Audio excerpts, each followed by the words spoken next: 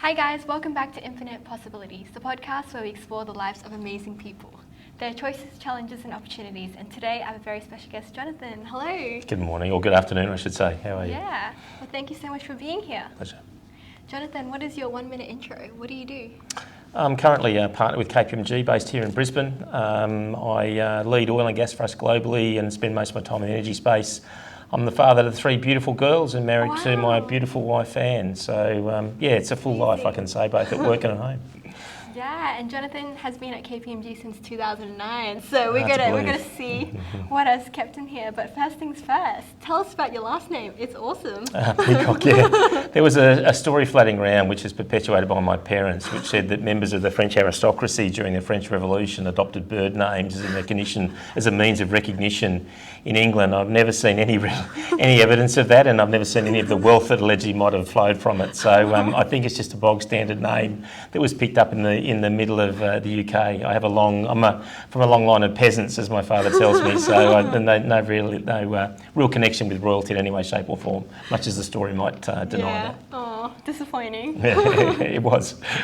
Yeah, so Jonathon, tell me, where were you born and what kind of childhood did you have growing up? Sure, born in the UK, in a town called Little Wigborough, which his only claim to fame was that a Zeppelin landed on the church in 1915. I was born at home in a house at 1 o'clock in the afternoon. I think my father's sole contribution was to ask, he was boiling potatoes at the time, where the salt was for the potatoes, as my mother was mid-labour, but other than that, he played a fairly small role in that. I was a pretty active kid, you can imagine, with a father who's a very physical, man. He was a farmer by background and very, athletic at sports. That translated through to me, and I spent most of my childhood outside, growing up in the country. My parents paid £10, moved to Australia in the mid-60s, and we moved to country Western Australia, and so that was a perfect upbringing for a kid that liked the outdoors. And I spent all my time out, and it's probably a bit passé to say it these days, out sort of chasing rabbits and kangaroos and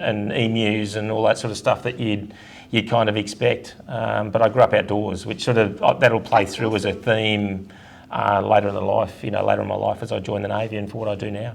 Yeah, that's cool. And did you have siblings growing up? Yeah, I got a sister, Sarah, 16 months younger, which I never thought was an advantage until we got to high school, and I worked out that girls mature at faster rates than boys, and so her friends automatically became my girlfriends. Maybe not automatically, but certainly. That's so convenient. Yeah, it was better than any of the social media we got today. It was my sister would say, "What girl do you like?" and she'd bring her home, so it was lovely, yeah. And similarly, she expected the same of my friends. So it was this symbiotic relationship. We're still very close. In fact, we speak probably every other day. She's in Western Australia, works in the Western Australian government, and we've had a beautiful relationship because the family came out from the UK. My sister was my mum was 8 months pregnant with my sister. We were a self-contained little unit, so the family unit was only 4. In Australia. It's now obviously extended with marriages and children and all that sort of stuff, and so we remain really close. Yeah, that's awesome. And we all want to know, so your current wife, was that introduced by your sister? No. And my wife would hate you saying current wife. She'll kill me if I get this broadcast. True. Your wife. Yeah, my wife. My long-suffering wife, Anne. She. I actually managed to find her myself, believe it or not. Wow, congratulations. Yeah. Is there a cute love story that you might want to share? It's a great love story. No, it's just a love story of meeting at work and finding common ground over time and falling in love and then I waited 10 years to get married. So there might be a she might not see that as cute, but it's very much in love, and I suppose I'd say as much love today as we were when we first met. It's just a beautiful relationship and one that I'm very happy with, and I think is something that everyone should aspire to. So I feel very lucky. Damn, you look like you got your life sorted. Well, not all of it, but Well, we're going to dig into that marriage component, tips for a great marriage later. So you love the outdoors, and so when you were a kid and you were growing up and thinking about the future, what was kind of floating through your mind? Did you want to be like a sports superstar? No, I never had aspirations for that because I realised that while I was good at sport, I was never that good. I was your usual policeman, fireman, but then probably in my around 10 or 11, I decided I wanted to join the Navy. I loved warships. I loved the concept of fighting, might as it might seem, probably because I was fighting my sister. But I think that's where it started, and a passion for the water in particular transcended into something I wanted to do on, in, or on it, in or under it at some point in my life, and that's what ultimately ended up working out that way. So being active and outdoors meant that I probably wasn't good sitting down and doing much reading, although I did read from time to time, and the books I read, funnily enough, were were the classic sort of war story books. So I kind of was shaped from an early age, and then gradually began to realise it was either that or marine biology. And when I realised that it was pretty difficult to get into marine biology, you certainly weren't getting with the grades I had, that it was, it was the Navy was a great option. So it was either the Merchant Navy or the Royal Australian Navy, and I was lucky enough to get into the Royal Australian Navy. So that's where life began post school. Yeah, that's awesome. And tell me more about school. So didn't get good grades? Was it just the pool of the outdoors? No, I did for the first few years, and that was enough to get me to what I wanted to do. But in the last sort of 2 years of school, I just found it boring and frustrating, and I wanted to be out doing things, not sitting in a classroom. And so, I kind of think I kind of struggled, but once I got purpose in that last year, which was I had a pathway into the Navy, that changed my attitude, and attitude was huge for me in terms of motivation, and that's what then got me into the Navy, and I never looked back from there. So I had probably a year and a half where I was a bit lost, wondering what I was going to do, and it was the power of a conversation from a family friend that gave me some options in life that if I didn't do year 12, what my life might hold for me. That meant that and the lack of options I might have. That really sort of gave me the impetus to study and then, do enough to get into the Navy. And then once I was there, I was doing something I really enjoyed, and I found purpose and meaning in, and that kind of kept me going and propelled me forward, so to speak. Damn, that's awesome. And what were your most hated subjects at school and your favourite? I was good at English, I was good at history, I was good at economics, I was okay at maths, I was okay at chemistry, I was okay at physics. But I just didn't put time and effort into them. I subsequently, my MBA worked out I wasn't as bad as I thought I was. This is like 20 years later. But they just didn't interest me at the time. I liked writing, and I liked thinking, and I liked the relationship between the analytical. If it was in economics, I loved the relationship between the numbers and their meaning. And so whilst I didn't enjoy maths at the time, I think I do now. I enjoy it far more now than I did back then, which is kind of ironic. Yeah, that's funny. About where I've ended up. Yeah. I don't think if you said to 17-year-old Jonathon, you'd be working at KPMG doing what I'm doing, I don't think he would have known what KPMG was. Yeah. And I don't think he would have, aspired to that. That wouldn't have been what I aspired to. But anyway, I'm here now. Wow. Is it the dream, working at KPMG? I think when you look at the things that matter in life, I think it's doing challenging work, working with fantastic people, working with great clients, and they obviously fit into that people mix. And having a great culture. And I think the one thing people tend to undervalue, they'll sometimes pursue financial return without understanding that the cultural element of where you work is really critical. I love working here. I love the people I work with and for. I find it a supportive, creative environment, and one that I have nothing but a positive experience of. So I found what works for me. Not for everyone, but it works for me. Yeah, that's cool.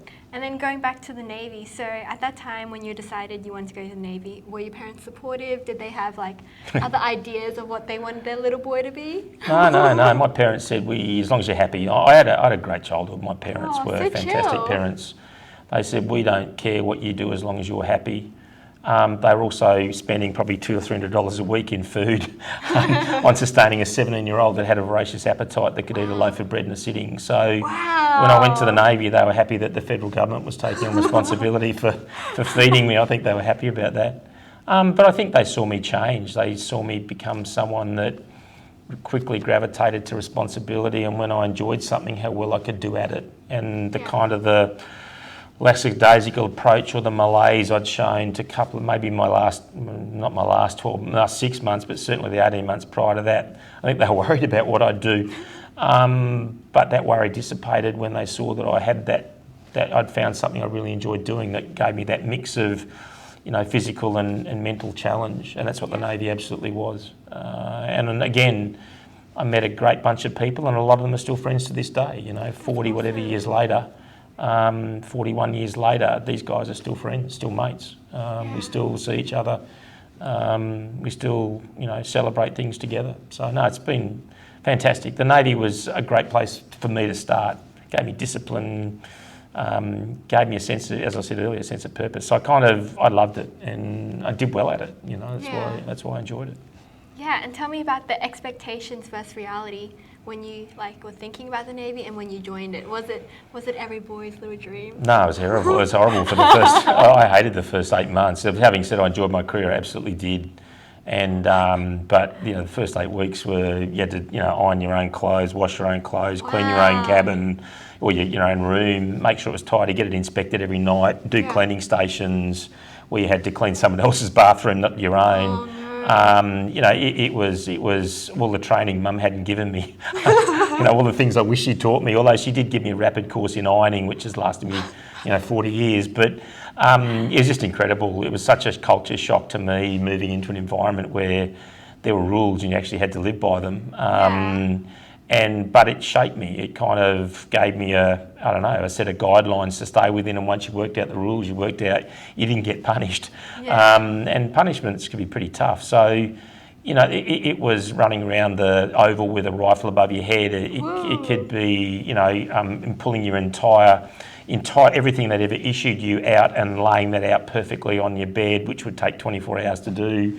They give you extra cleaning duties, all sorts of stuff that might sound trivial today, but they certainly, they were painful in their different ways. But in that, they kind of taught you to operate in an environment where you needed to be considerate of others, be part of a team, and work within that team, and ultimately adjust the role you play in the team depending on who's in it. So a lot of the things that kind of sat with me subsequently through as I evolved my career, but as I moved into the corporate world, were unknowingly shaped in that first few years in the Navy. So that kind of gave me an ability to communicate, an ability to lead. I was leading at a young age, leading a group of 35 first years when I was a second year. My leadership styles evolved over time. Those that know me well will know that. And so the lights have just gone out, which may be obvious to you. Maybe sitting still for too long, but that's okay. Maybe this will be a key part of the podcast.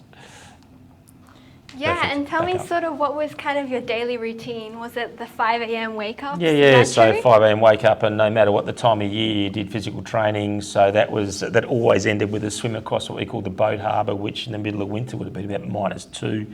And then you'd be back up, have a shower, get changed, and obviously you might have to wait for a shower if everyone had it. Then it was, you'd have to, if you were smart, you'd iron your uniform the day before, but if you weren't smart, then you're waiting in line for an iron. And then you go and have breakfast, and then you'd come back, get ready for your day. And your day was academics, but you'd start out with typically some sort of marching or parade training sort of stuff. Then you'd be into academics for a day. My favourite part of the day was probably morning tea, where at 17 I was able to eat 3 strawberry sausage rolls, a strawberry thick shake, and still be about this thin. If I looked at those now, I'd be about this big. So I exercised so much. And then each day would kind of finish with some form of sport, which I loved. It was rugby, cricket, tennis, whatever it was. Often team-based as well. And then you'd get into dinner. You'd then have to do cleaning stations, and then study, and then just do it all over again. Rinse and repeat, as they say. So yeah, it was certainly a lot of time spent. They just kept you active. They knew teenage boys need to be kept active, and you didn't get much time to sit and think, which is probably pretty healthy back then. Yeah. And did you get weekends off at that time? Not for the first 6 weeks, and then you gradually got released. But bear in mind, you're in Jervis Bay, which is about 180 kilometres south of Sydney. The closest town's probably Huskisson, Vincentia or Nowra. The closest city's probably Wollongong and then Sydney. You needed transport for all that stuff. So if you had a car, great. If you didn't, you had to hang around the base. So you became pretty clever at getting off base, working out ways to get off base so you didn't have to stay there over the weekend. Lovely. And how was all that physical stuff for you? Growing up really active, was that a piece of cake or? Yeah, I've always, I'm lucky. I'm sort of, relatively well coordinated, and as I progressed in my career and got into clearance diving, that became critical. Having all that physical base was critical for then training to become a clearance diver. So once I finished the Naval College, I decided I wanted to be a seaman officer, which is to drive and navigate ships. I did that. I did all the training for that, and then went a number of deployments up into Southeast Asia. I was on exchange with the US Navy in '85, and as part of the Midway Carrier Battle Group, and so I was on a guided missile destroyer, and the captain asked me if I've ever driven a ship, and I boldly said I had, which was kind of sort of true. And then he asked me to put it up alongside the carrier at sea, 80 feet off, 80 yards, 80 feet, no, 80 feet it was, 80 feet off the side of the carrier, and I had to admit that I hadn't kind of done that before. Yeah. So he kind of guided me through that. So I had those sorts of experiences going up from Fremantle up into Japan, through the Philippines with the US Navy. But there's always I navigated different ships, but I'd always thought that I wanted to be a diver. I'd done diving at school, and then I spent my time training to become a clearance diver in Sydney. Got on the first course in '89, and 5 weeks in, had a major accident where we were hit by a car while we were training. We were running down to Avalon Beach to play touch football with 5.5 kilo medicine balls, and a car hit us from behind. 300 metres before we got hit, I was in the place of the guy behind me. He went up the bonnet through the windscreen and ultimately was killed. And he stopped me going any further up, so I did a whole lot of damage, tore all the skin off my back and ripped my head open, and tore both anterior cruciate ligaments in my knees and did all sorts of damage. And so he died on the bed in emergency beside me. Which was absolutely tragic, and that lives with me. But like many moments in your life, resilience is built off a range of experiences, and I often reflect on that day and that time, and what had led me to hand my position to him and take his position and put him into that middle position. And it was just generosity of spirit. He wasn't a good runner. I was a better runner than he was, so that's why we swapped places, and I carried the ball. So 4 operations, 70 days off work, and 2 years later I went back on course, and it was a 9-month course, the hardest physical course the Navy offers. A lot of diving, a lot of explosive ordnance disposal, a lot of long hours, and when it was cold and you were wet and tired and thinking, why the hell am I here? I knew exactly why I was there. I was there not just for me, but him and his memory, and that propelled me through, and I, again, showing the power of motivation, topped that course for both of us, because it wasn't just about me. It was about his memory that I was looking to preserve, and I carried that with me. I carried him and his memory with me through the course. And I think, again, think about shaping things in life. It kind of, that experience, that challenge, and it was a huge challenge to come back from doing that, having had the damage done to my body. It was done by being hit by a car. It just made me more determined, and I wasn't going to let things stand in my way. And I had plenty of times when we were on runs and my knees would hurt, and because they'd just been freshly reconstructed, but I didn't let it stop me. And again, the power of teams, the ability to work as part of a team, the ability to be supported when you need it, and mates knew I was in pain and would help me, drag me along, or of course end up beating them, but no, because I'm competitive. But no, I was pretty well behaved. So it's just one of those experiences, and I think you can look at, I think, most of those things in life either as a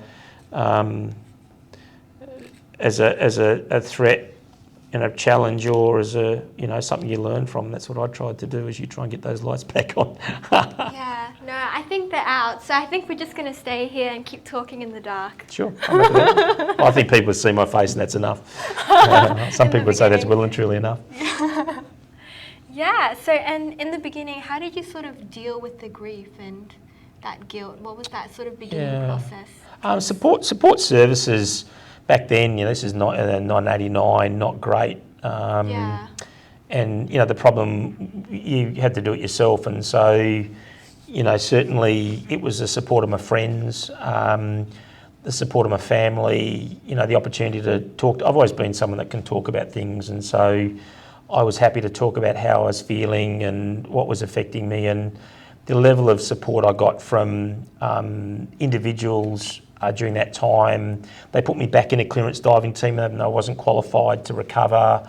So I had something to sort of continue to aspire to, even though that had been the first time it's ever been done in that way. I was just very lucky, and I was just well supported. I can't say enough for the people that stood up around me, who knew Sean or who were friends of mine. And so my mechanism wasn't what you might have today, which was EAP or any of those sorts of providers. They were far and few between back then. It was much more the support of friends and family.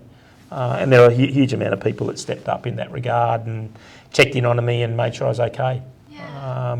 I'll never forget that. I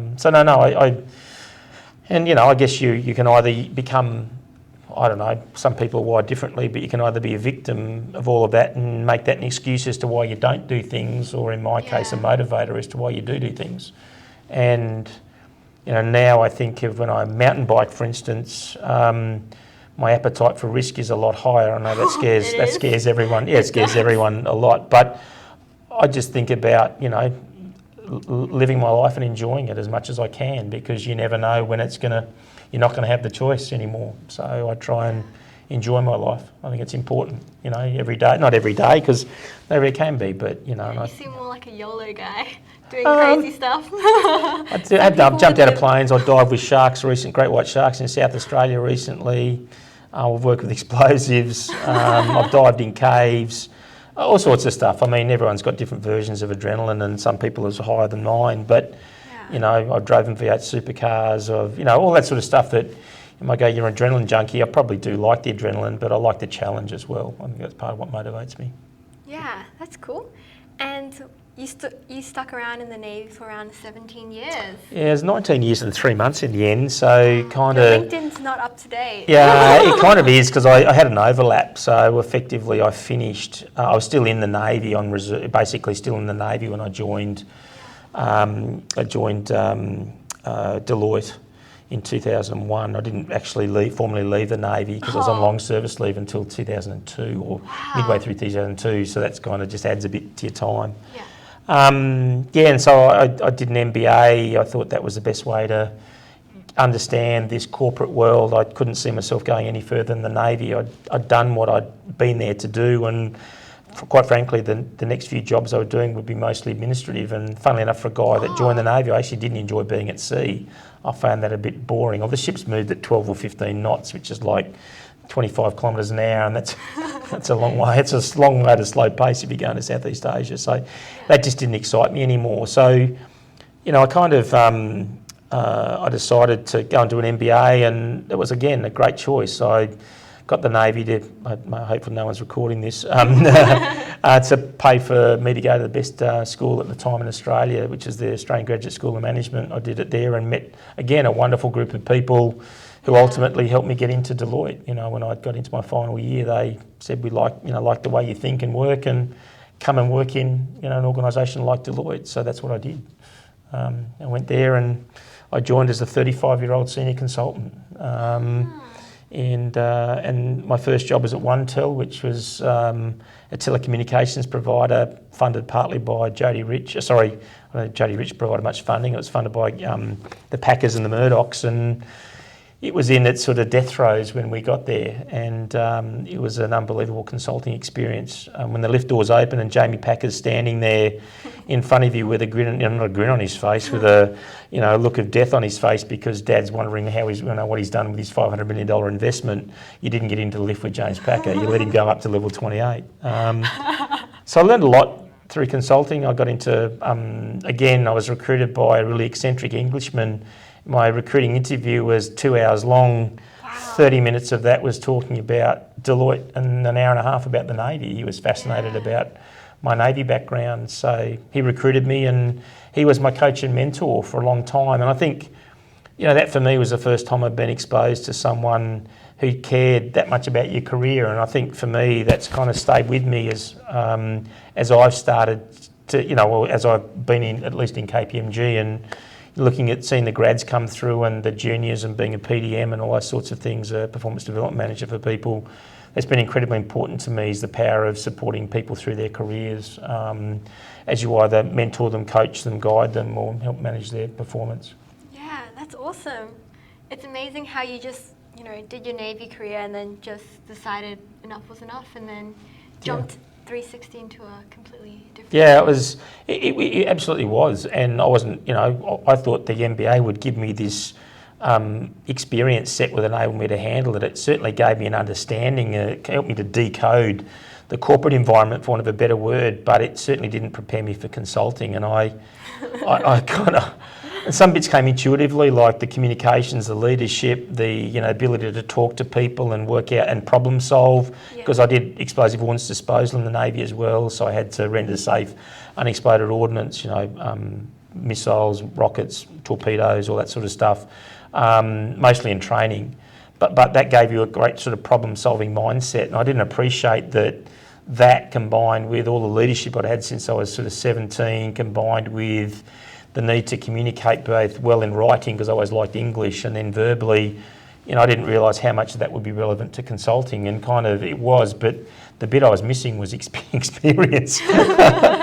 So, I kind of got into the IT part of consulting to start with, and that's what we were doing at OneTel and a range of other clients, and it was... Yeah, I kind of felt like I was faking it for the first little while, because I really didn't understand a lot of what I was doing, but I kind of just worked it out and stumbled through, and they thought I must have been doing a reasonable job because I got promoted from senior con to director in 4 years when I was at Deloitte. Luck, timing, some great colleagues. I've always think in consulting you're successful because of the people you work for and with, and I was lucky enough to have a really, really good, apart from James Griffin, who was my first coach and mentor, I had Warren Green, who was an ex-professional tennis player, who absolutely was is a South African, and he really helped me see consulting for what it was very patient and sort of add some of the polish, and it was with huge regret that I left the organisation. But when you get an offer from Suncorp, which sort of triples your pay, and it's based in Brisbane, kind of I go back on what I said earlier, it's not all about culture. There's a threshold to what you get, about the pay part of that. I'm still good friends with Warren to this day, and we still... Could go back, I guess. Yeah, well, he's not at Deloitte anymore. In fact, I enticed him across to KPMG. In fact, look at you. I got James Griffin. I always used to joke with James. He gave me one job and I gave him his next 3. That seems fair. Yeah, it was a fair exchange for a start. Yeah, and I want to go back a little bit more to that transition from the Navy to Deloitte. Like, how hard is it to start over again? Like, did it require a lot of courage to, be at like the top of the Navy and then just become a senior con? Ignorance is bliss, because I think I certainly didn't really know what to expect. I kind of had a view based on what people had told me, but it was very different from what I expected. I'd gone from having an office overlooking the water, a whole bunch of assets. I had 70 people working for me. To I didn't have an allocated desk. I didn't have responsibilities. I had to report to everyone else. And it reminded me of being a midshipman, and we always used to say as a midshipman was all care, no responsibility, and being a senior con kind of felt like that as well. Although I don't think my employer at Deloitte would enjoy me saying that. But it also gave you latitude to learn, and the beauty of joining as a senior con at that age was that people didn't expect you to know everything, and they were happy to share their thinking and ideas. If I joined more senior, it might have been a bit more difficult. And they were paying me a lot more than I was paid in the Navy anyway. So, the title was kind of, the title was one thing, but the pay was higher. So, again, I keep saying it's about culture and I keep talking about pay. But I think the reality was that I was up for a new adventure and a new challenge, and it certainly was that. Like, it was, it wasn't jumping out of planes, and it wasn't diving on different gases, and it wasn't trying to render safe unexploded ordnance, which is all exciting and challenging.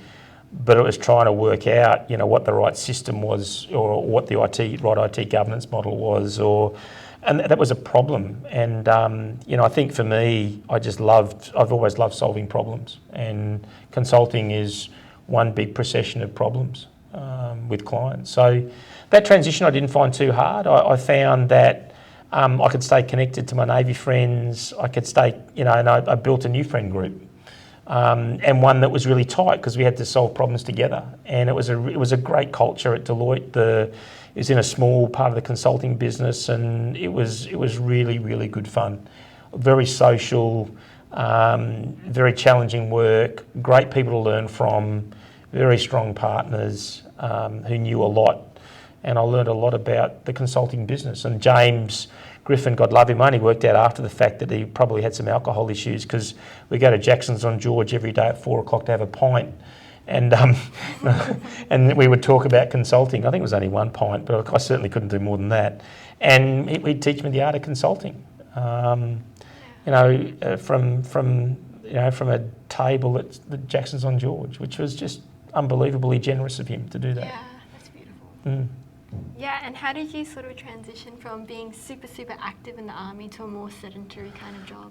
Yeah, I exercised every day. So when I don't think I'd been fit, but I'd had 2 or 3 months to get ready. I ran every day. Gradually over time, I found that's probably been, consistency of exercise has been a challenge, particularly as work stress increases, and I know you'll come to that as a topic. It's absolutely essential, and not that I'm at the peak of my game now, but I'm certainly fit. And I think that fitness certainly helps give you the energy to do what we do. The other challenge is when you're 17 and you can eat a loaf of bread in one go, you've kind of got to change that mindset over time. Parts of that have changed, but I'm not sure the entire mindset has. If it's a sausage roll put in front of me, I could probably knock off a dozen of those pretty quickly. Wow, So not that I try, I'm very well behaved. Discipline's still there in some way, shape or form, I like to think, although not everyone would agree with that. Yeah, you don't have any come out now. Yeah. Yeah, and then tell me more about what was kind of your job with tech at Deloitte? Were you doing tech risk? Were you doing very technical implementation? It was mainly, it was sort of more system selection. I did implementation as well. So I worked at 18 months for Australian Hearing, project managing the design, development and an implementation of one of their ERP solution. It was a bespoke Oracle solution that we developed, or Red Rock developed at the time. And again, the project manager for Red Rock was a South African. I learnt so much about project management from him. What he didn't know about project management wasn't worth knowing. And so I guess that's the other thing I'd say is I've never been too arrogant to learn from others. I've always, if I don't know something and someone else does, I've never been precious about that. If there's something I can learn from them, and Clifton Vincent was his name. He was just the perfect project manager in terms of his technical knowledge and of that discipline. And I called myself a project manager, but he schooled me in 18 months on what it was to be really a project manager. And I think, that certainly, that's where I spent most of my time. And then we had a restructure when I got back from that. That restructure, basically they said, well, we'd like you to come into financial services. We're going to put you in a sector role. And I said, well, that's great. The guy who recruited me at Deloitte had done that. And I said to him, all I know about, financial services is I've got a credit card, a mortgage, a bank account, and insurance, and I think I've got some super somewhere. But he said, that's not what we want. What we want is your ability to build relationships with people, to quickly understand the environment, but more importantly, to help them solve problems. And that's what Warren Green and I did. We built the first parts of the financial services practice as it related to the Commonwealth Bank account at Deloitte. And what a wild ride that was. I remember walking up George Street in Sydney thinking we're going to meet with the head of private bank. I don't know what private banking is. I'd done so kind of I learnt the art of a good question. Because the less statements you make as a consultant and the more questions you ask, the more inquisitive you are. And if I think about where I learnt that, it was from my explosive ordnance disposal time when I had to work out what problem I was dealing with, what sort of ordnance was it. I was briefing, I was being briefed by someone. I had to ask a range of logical questions to draw out the most information possible. And so learning the art of, Michael Hiller says that I ask, he's the chairman of KPMG in Queensland, I always ask a curious question. And it's because I think, the fewer statements you can make, and when you're not armed with a lot of knowledge about financial services, you learn to ask some pretty good questions pretty quickly. You may not understand all the answers, but we work them out over time. And I'm pleased to say Warren, to his credit, went on to become the head of financial services as a sector for Deloitte, and that was a huge moment for both of us. I didn't stay long, but that financial services then propelled me into my next role at Suncorp, where I was the general manager there, and they looked at my financial services background and said, "Wow, you've been in financial services running the Commonwealth Bank account," which is true, but I'd only done it for like 12 months. But anyway, that didn't matter. And you're a project manager. I was like, yeah, I am. Yeah. I got that from Clifton Vincent, when I was doing the work at Australian Hearing. So, I don't want to be glib about those experiences, but I've learnt a lot over time by observing people, by asking questions for things I don't know, and by trying to understand the problem the client's trying to solve. Yeah. And that kind of comes together beautifully. That's what consulting is. Yeah. And then tell me about your next role. So why leave Suncorp?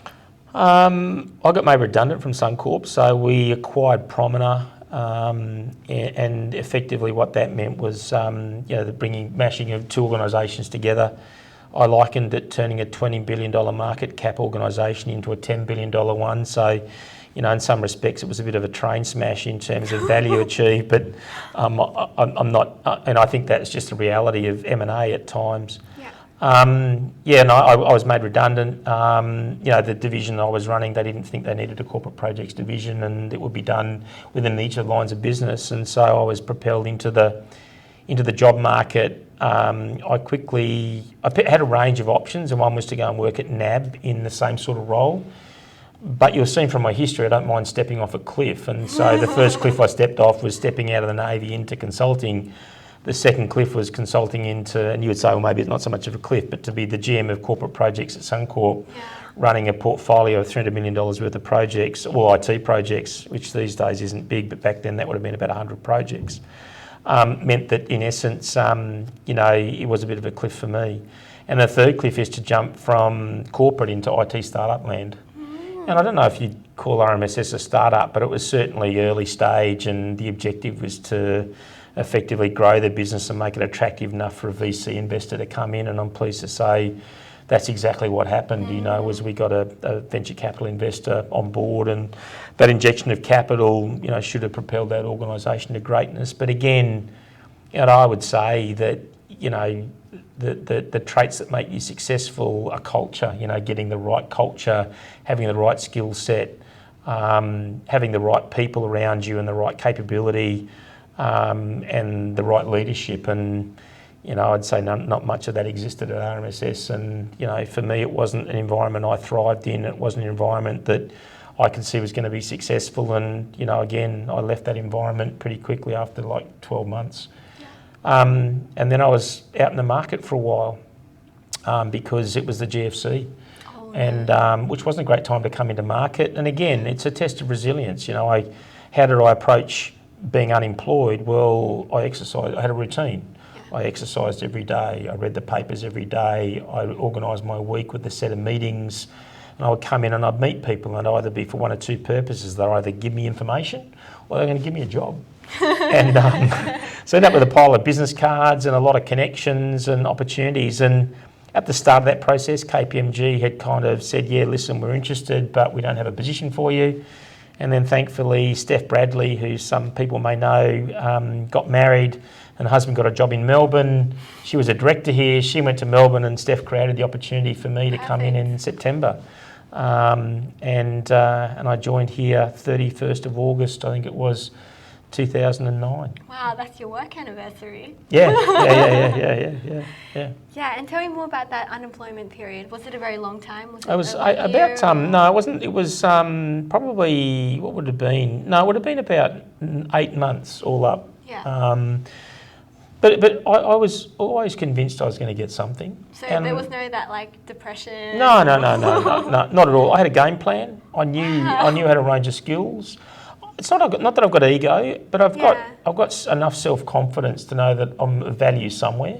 Yeah. And so rather than filling my time with, alcohol and feeling bad about myself, I filled it with exercise and, doing things I wanted to do. I went and did Hamilton Island Race Week. I did a whole bunch of stuff. Not that I was trying to spend a lot of money. I just had a desire to. I enjoyed that 8 months. Like if you said to me, was it a hard time? Yeah, okay, so I didn't get a job for 8 months, but it was probably more that I got time to, reconnect with my family and spend time doing the physical pursuits I enjoyed. Yeah. Which is good fun. Wow. And tell me, how did you sort of find your niche in like oil and gas? Yeah, good question, because I don't have a background in oil and gas. Yeah, I mean, other than I've driven petrol-based cars my whole life and worked on farms. But I think it started out probably in 2010 when we got our first job. It's a hugely mystifying area to me, very technically complex and yet simple problems sometimes in oil and gas. And I remember the West Australian team had done a lot of work in what they call cost allocation, so how you allocate corporate overheads to joint venture partners. We had effectively won a piece of work at what was called Queensland Gas Corporation at the time, which is now owned by Shell. And gradually I did more and more work in the space. And the reason I loved it goes back to what I talked about. It was a technically oriented environment. It was a complex business. It had complex problems, sometimes with very simple solutions. And we had to apply a range of thinking to how we solved each of those problems. And I'll never forget, probably the thing that KPMG is best known for at Shell in Australia, and one of the things I'm proudest of, although until recently I think there's been one that's come close to topping it, was the use of simulation to help them prepare to operate their LNG plant, liquefied natural gas plant on Curtis Island. Well, we took a table similar to the one just behind the camera there, and we said, let's simulate your entire asset on that tabletop. Wow. And we borrowed that from the military background, which the Army guys unfortunately come up with. I wish it was a Navy answer, but it was the Army guys that come up with, and we simulated the entire asset on the tabletop. So we had baked bean tins for central processing plants, we had barbecue hoses, the export pipeline, those little fridge ice trays as the LNG plant. We had bells for wells. We had smaller baked bean tins as, and we came up with this idea of how we could get 4 teams in the QGC world to work out how they were going to operate this asset, how they were going to work together, communicate with each other, but more importantly, deal with a range of scenarios, which we came up with 24 different scenarios. And so the reason we made it look so stupid was because we were working with engineers and we knew that if we tried to replicate it, they'd find fault with it. Yeah. But, they loved it, and they loved it so much they wanted us to transport it. And in transporting it, it was heavy. Baked bean tins are heavy, so we made the senior cons eat the baked beans from the baked bean tins. And we transported that thing all over Queensland, showing them effectively running them through all these scenarios. And we produced what was called a playbook, and I'm pleased to say that was in 2014-15. They actually just retired that version of the playbook last year for the first time. So it was used all the way up until last year as their first response to an incident, not a crisis, but an incident. It was a fabulous piece of teamwork, some real creativity. Yeah. And so I just became more and more widely known in the oil and gas environment, and I was lucky to be appointed the National Leader for Oil and Gas in 2017, which then, and by virtue of my exposure to that and the Shell account, I got exposed to my Shell colleagues globally, who are a fabulous group of people who I have huge amounts of respect for. And then by virtue of that, got onto the Shell account leadership team, so it gives me the pleasure of travelling to London once a year, amongst other things. It used to be to The Hague, but to London. And then in September 21, I was appointed the Global Head of Oil and Gas. So sort of, I guess, and again, my parents say I was born lucky. The head of oil and gas at the time was a Russian named Anton Usov.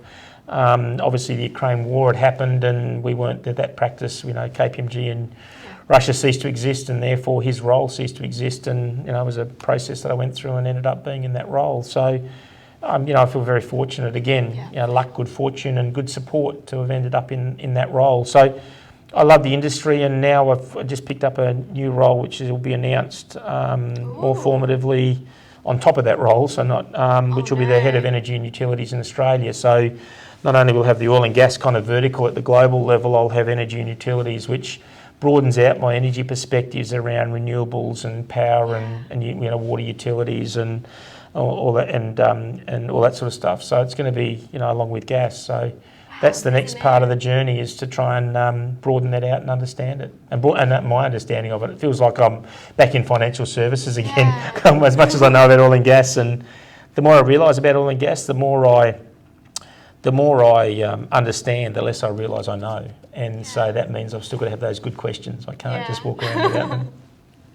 Yeah, wow, what a career. Yeah, it's not over yet, I hope. No. Used to be up and running for yeah, a little while yet. long time. And, you asked me about the things that sustain me. So, I cycle, I'm a road rider and a mountain biker, and as I think I said earlier, my parents think I've got a mental impairment because I mountain bike.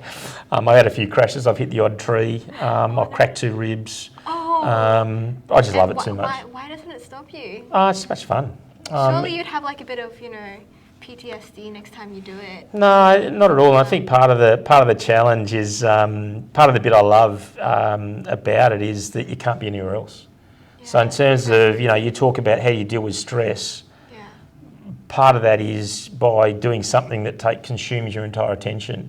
Yeah. And mountain biking, when you're going downhill, and whether it's off a rock drop or across a log or through a challenging part of a trail, you can't be anywhere else. You've got to be, where's the front wheel going, where's my weight, how much brake am I going to use, what's coming up. Like you can't be anywhere else, and so it switches you completely from a business context to a physical, sort of personal context.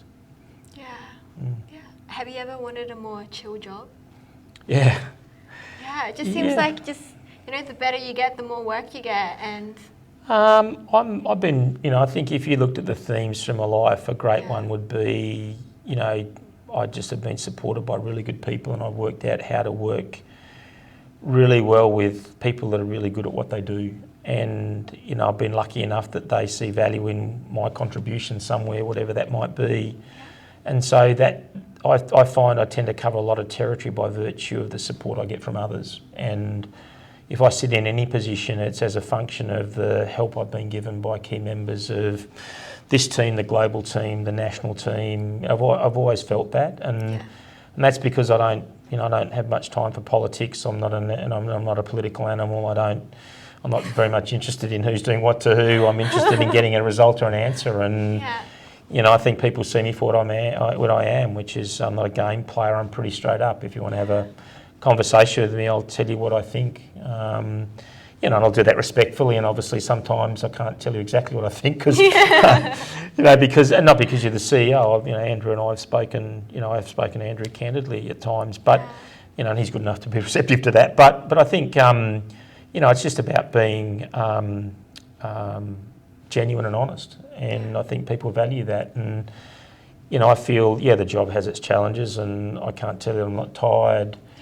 But if my Saturday morning starts with a mountain bike ride, or if it starts with a road bike ride, I'm pretty happy. Yeah. I don't work weekends, and I have to work nights because I'm an international business. So I'll have calls at night, but I don't work weekends. That's family time. Yeah. Wow. So we're nearly at the end of the podcast. Just a few more quick questions. That's fine. So one is, if you won the lottery tomorrow, what would you do differently about your life? I'd stop working. Perfect! Okay, and let's map out this dream life. What does it look like? More mountain biking, more road biking, more holidays, more time with family and friends. The bit that you get measured on when you're going into a box, if that's what you want to do, I'll be scattered at sea, is, I love work and I love what I do, but it's not how I'm defined. I'd like to think I'm defined in plenty of other ways. I enjoy what I do, but not enough to consume all of my time. I think this is a massive world. There's so much to see, so many people to see in it, and so much to experience. I need time for that. My kids are almost all grown up. They're productive members of society. My youngest daughter Maggie's going to year 12, so I'm looking forward to seeing what part of life she tackles. That'll be a different pathway to mine.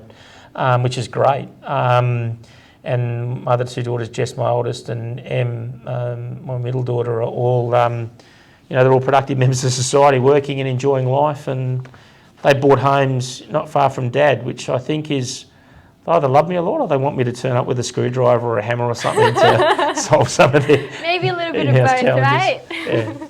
right?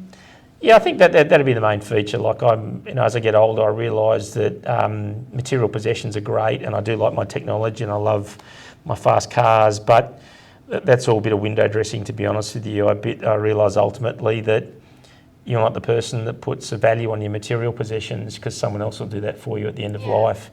But the friendships, you can't put a value on them. The relationship with your family, I could care less about how much money I have or don't have. Obviously enough to live, but it's more about the relationship with my family, my children, my friends. It means much more to me than any of that stuff. And that might sound a bit cliche, but it's genuine, because they're the things that you can't buy. You can't buy friendships, you can't buy family, and you can't buy love. So I'm pretty chilled in that regard. I've become chilled. I think I'll be more chilled as I get older. So. Yeah, makes sense. Tell me about marriage. So how does one get a happy marriage? I think, it's all about balance, and I think you've got to value it. I think, you can work hard, but I'll give you an example. We leave here, my wife works in this building actually. On the 30th floor. So she would argue 30th and the 9th floor, the positional hierarchy's fine. I'm on the 9th floor, she's on the 30th. But we leave here 5:15 every night, we cook dinner together. It's the time, if I can, unless I've got a function or something, or I'm overseas, but that's something we try and do. So spending time together is really critical. The little stuff you do for each other, the tokens, whether you make each other cups of tea, not forgetting that life is fun and love's fun, and romance is an important part of that. So date night's a pretty important part of that stuff. Cute. What's your ideal date night?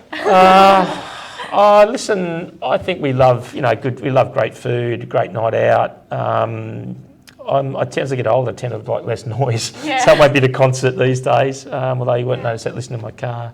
I think a great night out is just spending time together and just talking and having a genuine chat, genuine talk about us, about our family. I think we love each other every day. It's sort of just, it just feels very natural. It's never forced. Of course, there are challenges from time to time, but that's life. And none of them are, I worked out a long time ago with her, none of them are fatal. There's no fatal, I haven't got any fatal flaws, but, I think for me, a perfect night is when you get time to have a genuine chat and you've enjoyed each other's company, and, if you've had some good food and good wine in the middle of that, great. And she'd say good chocolate, but...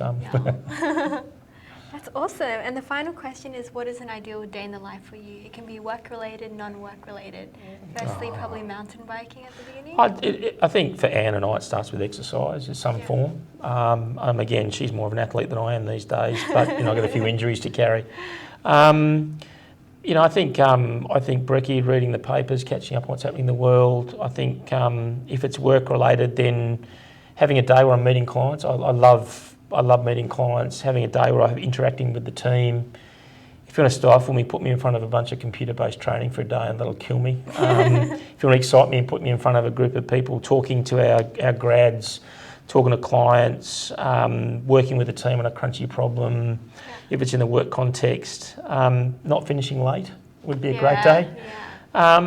Interacting with my overseas colleagues is always good fun because they bring fresh cultural and ideas and perspective. Some sort of partner lunch would be nice. It's not bad at times. I've got friends at work. I remember there was a question once at Suncorp about culture. And I said, do you have a best friend at work? And I absolutely do.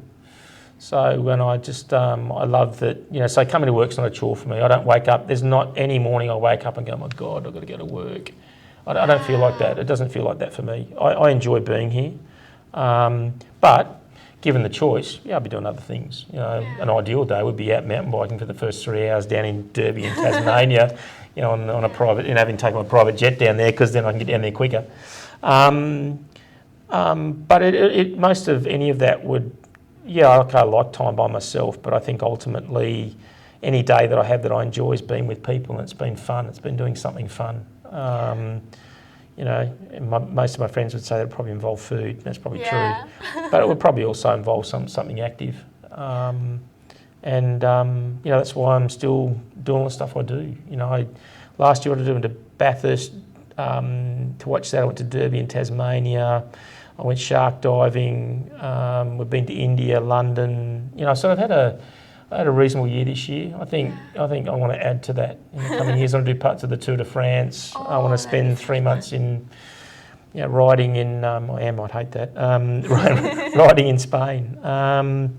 And just doing Machu Picchu and going to New Zealand shortly. I just think enjoying the world and what it represents, what it has to offer. And that's all the people and cultures. It's not the things. If you want to kill me, take me to a museum. That'll kill me. Yeah, that's awesome. Well, Jonathan, I love listening to your story and what a crazy adventure. Thanks for being patient enough to have me on your channel. It's awesome. I just wish we had more time. No problem. Yeah. Thank you. Wave bye to the podcast. Thanks for your time. See you, mate.